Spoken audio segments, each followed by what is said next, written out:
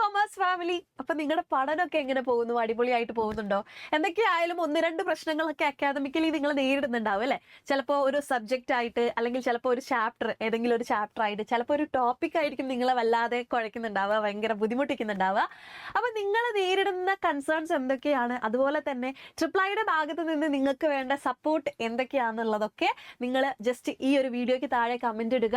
അതുപോലെ തന്നെ നമ്മൾ ലൈവ് ഒക്കെ എടുക്കുന്ന സമയത്ത് ഒരുപാട് കുട്ടികൾ ഒരുപാട് കമന്റ്സ് നിങ്ങളുടെ കൺസേൺസ് ഒക്കെ പറയാറുണ്ട്. അപ്പൊ അതിനനുസരിച്ചാണ് നമ്മൾ ഓരോ വീഡിയോസ് ആയിട്ട് ചെയ്യുന്നത്, ലൈവ് എടുക്കുന്നത്, അതുപോലെ തന്നെ ഷോർട്സ് ഒക്കെ ആയിട്ട് ചെയ്യുന്നത്. അപ്പൊ നിങ്ങൾക്ക് അക്കാദമിക്കലി എന്തൊക്കെ സപ്പോർട്ടാണ് വേണ്ടത് എന്നുള്ള കാര്യങ്ങളൊക്കെ നിങ്ങൾ പറയാ.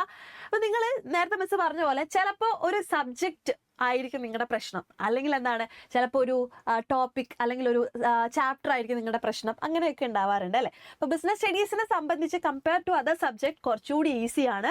നിങ്ങൾ പുറത്തുള്ള കുറേ കാര്യങ്ങൾ കണക്ട് ചെയ്ത് പഠിച്ചു കഴിഞ്ഞാൽ ഈസി ആയിട്ട് നമുക്ക് മാർക്ക് സ്കോർ ചെയ്യാൻ പറ്റുന്ന ഒരു സബ്ജക്റ്റാണ് ബിസിനസ് സ്റ്റഡീസ് എന്ന് പറയുന്നത്. അപ്പോൾ നമ്മൾ ഓരോ ചാപ്റ്റർ എടുക്കുന്ന സമയത്ത് ഇപ്പം 11 ചാപ്റ്റേഴ്സാണ് നമുക്ക് പഠിക്കാനുള്ളത്. ആ 11 ചാപ്റ്ററിൽ ഏറ്റവും ഇമ്പോർട്ടൻ്റ് ആയിട്ടുള്ള ചാപ്റ്ററാണ് സ്റ്റാഫിംഗ് എന്ന് പറയുന്നത്. അപ്പോൾ സ്റ്റാഫിങ്ങിൽ ഒരുപാട് എക്സ്പെക്റ്റഡ് ക്വസ്റ്റ്യൻസ് ഉണ്ട്, മോസ്റ്റ് റിപ്പീറ്റ് ആയിട്ട് വരുന്ന ക്വസ്റ്റ്യൻസ് ഉണ്ട്. അതിൽ ഇമ്പോർട്ടൻ്റ് ആയിട്ട് നിങ്ങൾ ഒരിക്കലും സ്കിപ്പ് ചെയ്ത്, ഇപ്പോൾ മിസ് ഇമ്പോർട്ടൻ്റ് ആയിട്ട് തന്നെ പറയാം, ഡോണ്ട് സ്കിപ്പ്. അത്രയും ഇമ്പോർട്ടൻ്റ് ആയിട്ട് നിങ്ങൾ സ്കിപ്പ് ചെയ്യാൻ പറ്റാത്ത ഏറ്റവും ഇമ്പോർട്ടൻ്റ് ആയിട്ട് പഠിക്കേണ്ട ഒരു പോർഷനാണ് സ്റ്റാഫിംഗ് പ്രോസസ്സ് എന്ന് പറയുന്നത്. ഓക്കെ, അപ്പോൾ സ്റ്റാഫിംഗ് പ്രോസസ്സ് നിങ്ങൾ എപ്പോഴും പഠിച്ചിരിക്കുക.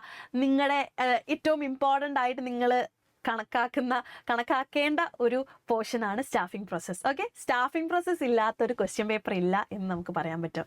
സ്റ്റാഫിംഗ് പ്രോസസ്സിൽ നിങ്ങൾക്ക് 8 പോയിന്റ്സ് ആണ് പഠിക്കാനുള്ളത്. നോക്കുന്ന സമയത്ത് കുറച്ച് ബുദ്ധിമുട്ടൊക്കെ ഉണ്ടാവും അല്ലേ? എങ്ങനെയൊക്കെ തലകുത്തി നിന്ന് പഠിച്ചു കഴിഞ്ഞാലും 1-2 പോയിന്റ് നമ്മൾ മറന്നു പോകും. അപ്പൊ അങ്ങനെ മറന്നു പോകാതിരിക്കാൻ നിങ്ങൾ എന്താണ് എപ്പോഴും ചെയ്യേണ്ടത്?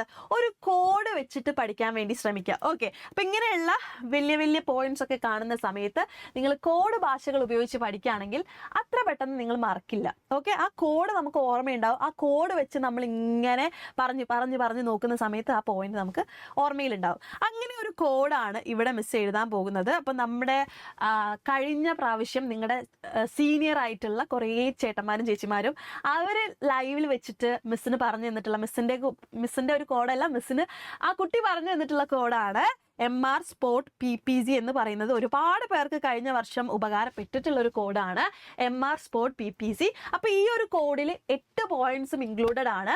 ഏതൊക്കെയാന്ന് നോക്കാം അല്ലെ? M സ്റ്റാൻഡ് ഫോർ എന്താണ്? എസ്റ്റിമേറ്റിംഗ് മാൻ പവർ റിക്വയർമെന്റ് ആണ് first one. And second one R stand for recruitment. And S stand for selection. PO stand for placement and orientation. T stand for training and development. P ആണ്. P stand for performance appraisal.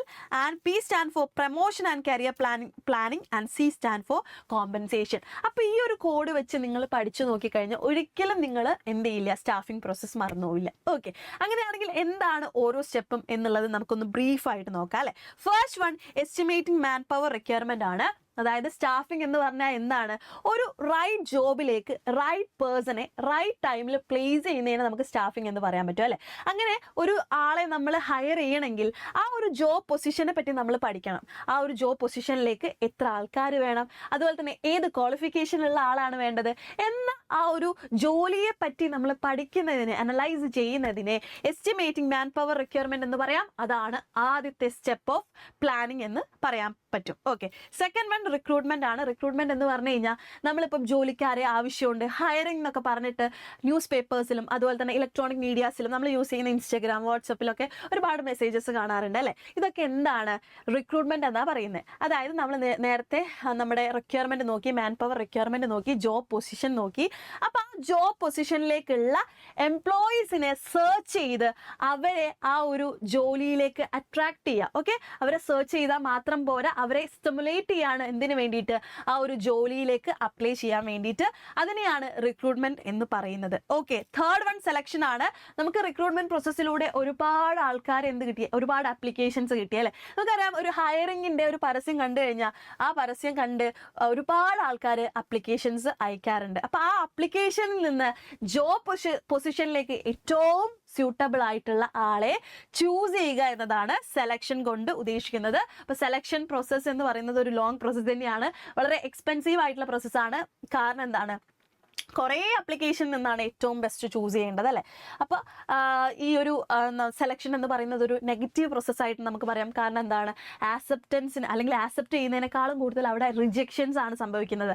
100 applications വന്നതിൽ നിന്ന് നമ്മളൊരു 5 applications മാത്രമേ എടുക്കുന്നുള്ളൂ. 95 പേരെയും നമ്മൾ reject ചെയ്യാണ്. അതുകൊണ്ട് സെലക്ഷൻ എന്ന് പറയുന്നത് ഒരു നെഗറ്റീവ് പ്രോസസ്സാണ്. And next one, placement and orientation. Placement എന്ന് പറഞ്ഞു കഴിഞ്ഞാൽ നമ്മൾ സെലക്ട് ചെയ്ത ആളെ ആ ജോലിയിലേക്ക് എന്ത് ചെയ്യാണ്, ആ പോസ്റ്റിലേക്ക് അയാളെ നമ്മൾ ക്ഷണിക്കുകയാണ്. അതുപോലെ തന്നെ അയാൾ ആ ഒരു ജോലി വന്ന് ആ ജോലി ഏറ്റെടുക്കുക, അതിന് നമുക്ക് പ്ലേസ്മെന്റ് എന്ന് പറയാം. ഓറിയന്റേഷൻ എന്താണ്, അയാൾ ആ ഒരു ജോലി സ്ഥലത്ത് പുതിയൊരാളാണ് അല്ലെ, പുതിയ അറ്റ്മോസ്ഫിയർ ആണ്. അതുപോലെ തന്നെ എന്താണ്, അയാളെ അവിടെ ഒന്ന് ഫെമിലിയറൈസ് ചെയ്യേണ്ടതുണ്ട്. അപ്പോൾ അതിനെയാണ് ഓറിയന്റേഷൻ എന്ന് പറയുന്നത്, placement and orientation. And next one, training and development. ആ ഒരു ജോലി ചെയ്യാൻ, ആ പെർട്ടിക്കുലർ ജോബ് ചെയ്യാൻ അയാൾ എന്ത് ചെയ്യാണ്, അയാളുടെ കഴിവുകളെ ഇംപ്രൂവ് ചെയ്യുന്ന ഒരു സിസ്റ്റമാറ്റിക് പ്രോസസ്സിനെ നമുക്ക് ട്രെയിനിങ് എന്ന് പറയാൻ പറ്റും. അയാളുടെ കഴിവ് അപ്ഗ്രേഡ് ചെയ്യാണ്, അയാളുടെ നോളജ്, സ്കിൽ, ടാലൻസ് ഒക്കെ അപ്ഗ്രേഡ് ചെയ്യാണ്. ഡെവലപ്മെന്റ് എന്ന് പറയുമ്പോൾ അപ്പോൾ എന്താണ്, അയാളുടെ ഓൾ ആസ്പെക്റ്റിൽ നോക്കുമ്പോൾ ആ ഒരു ഇൻഡിവിജ്വലിൻ്റെ ഓവറോൾ ഗ്രോത്തിനെ നമുക്ക് ഡെവലപ്മെന്റ് എന്ന് പറയാം. ഫ്യൂച്ചറിലേക്ക് അയാൾ എന്ത് ചെയ്യാൻ, ട്രെയിൻ ചെയ്തെടുക്കുന്നതിനെ നമുക്ക് ഡെവലപ്മെന്റ് എന്ന് പറയാനായിട്ട് സാധിക്കും. Next one, performance appraisal. എന്ത് ചെയ്യേണ്ടതുണ്ട്, നമ്മുടെ എംപ്ലോയിയുടെ കറണ്ട് ഓർ പാസ്റ്റ് പെർഫോമൻസ് ഒക്കെ ഇവാലുവേറ്റ് ചെയ്യേണ്ടതായിട്ടുണ്ട് അല്ലെ. അയാൾ എത്രത്തോളം നന്നായിട്ട് വർക്ക് ചെയ്യുന്നു എന്ന് നോക്കേണ്ടതുണ്ട്, റിവ്യൂ ചെയ്യേണ്ടതുണ്ട്. അതിനെയാണ് പെർഫോമൻസ് അപ്രൈസൽ എന്ന് പറയുന്നത്. Next step, promotion and career planning. അയാൾ ഒരു ജോലി ചെയ്യുന്നു, അപ്പം അയാളെ എന്താണ്, ആ ഒരു ജോലിയിൽ തന്നെ ഇരുത്താതെ അയാൾക്ക് എന്ത് വേണം, പ്രൊമോഷനൊക്കെ കൊടുത്ത്, പ്രൊമോഷൻ ഓർ ട്രാൻസ്ഫർ ഒക്കെ കൊടുത്ത്. അതുപോലെ തന്നെ എന്താണ്, ഡിമോഷൻ ഉണ്ട്. എന്താ ഡിമോഷൻ എന്ന് പറയുന്നത്, പ്രൊമോഷൻ്റെ നേരെ ഓപ്പോസിറ്റ് ആണ് അല്ലേ. അപ്പം ഒരു ജോലിയിൽ നിന്ന് ഹയർ പൊസിഷനിലേക്കുള്ള ഷിഫ്റ്റിംഗ് ആണ് പ്രൊമോഷൻ എങ്കിൽ, ഒരു ജോലിയിൽ നിന്ന് ലോവർ പൊസിഷൻ, അയാളുടെ ലോവർ പൊസിഷനിൽ അയാൾ ഏത് വർക്കിലാണ് ചെയ്യുന്നത് അതിനേക്കാൾ ലോവർ പൊസിഷനിലേക്കുള്ള ഷിഫ്റ്റിംഗ് ആണ് ഈ ഒരു ഡിമോഷൻ എന്ന് പറയുന്നത്. ട്രാൻസ്ഫർ എന്ന് പറഞ്ഞാൽ എന്താണ്, ഒരു ജോലിയിൽ നിന്ന് മറ്റൊരു ജോലിയിലേക്കുള്ള ഷിഫ്റ്റിംഗ് ആണ്. അവിടെ എന്തില്ല, സ്റ്റേറ്റസിലായിക്കോട്ടെ, റെസ്പോൺസിബിലിറ്റിയിലായിക്കോട്ടെ, അതുപോലെ തന്നെ അയാളുടെ സാലറിയിലായിക്കോട്ടെ ഒരു മാറ്റവും ഇല്ലാതെയാണ് ഷിഫ്റ്റ് ചെയ്യുന്നത്. ഓക്കെ, അപ്പോൾ ഇതൊക്കെ കൊടുക്കുക, അയാൾ ഒന്നുകൂടി അയാളുടെ വർക്കിനനുസരിച്ചുള്ള ഗ്രോത്ത് ഉണ്ടാക്കി കൊടുക്കുക അല്ലേ. And last one, compensation, remuneration ആണ്.